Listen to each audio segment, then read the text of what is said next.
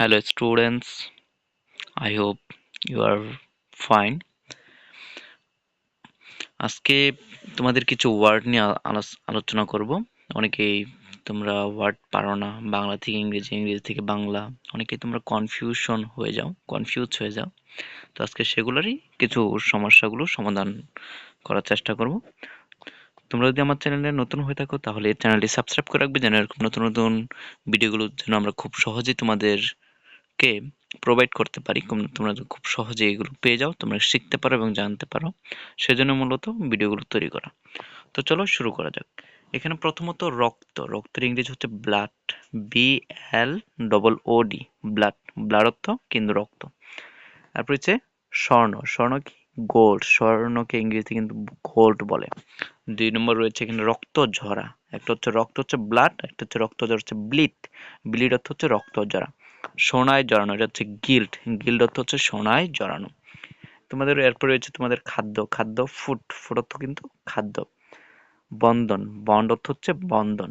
Bond অর্থ বন্ধন বা বন্ধন ইংরেজি। এভাবে তোমরা পড়তে পারো। যদি বাংলা শিখে ইংরেজি বলতে পারো তাহলে কিন্তু এটা খুব সহজে কিন্তু তোমাদের শেখা হয়ে যায়।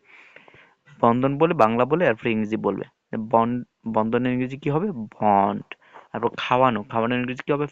ফিট অর্থ কিন্তু খাওয়ানো। বাদা, বাদা ইংরেজি হবে বিন্ড অর্থ হচ্ছে বাদা। ওয়াটার অর্থ পানি, এটা আমরা সকলেই জানি, ওয়াটার অর্থ পানি। তারপর বিক্রি করা, একটা হচ্ছে বিক্রি করা। হ্যাঁ, এটা হচ্ছে সেল, SAL, এটা হচ্ছে সেল। হাঁটা হচ্ছে ওয়াক অর্থ কিন্তু হাঁটা। হ্যাঁ, এখানে বিক্রি করা হচ্ছে সেল, SELL, অর্থ হচ্ছে বিক্রি করা। তারপর হচ্ছে ফোঁটা, তাহলে ফোঁটা হচ্ছে ড্রপ অর্থ কি? ফোঁটা।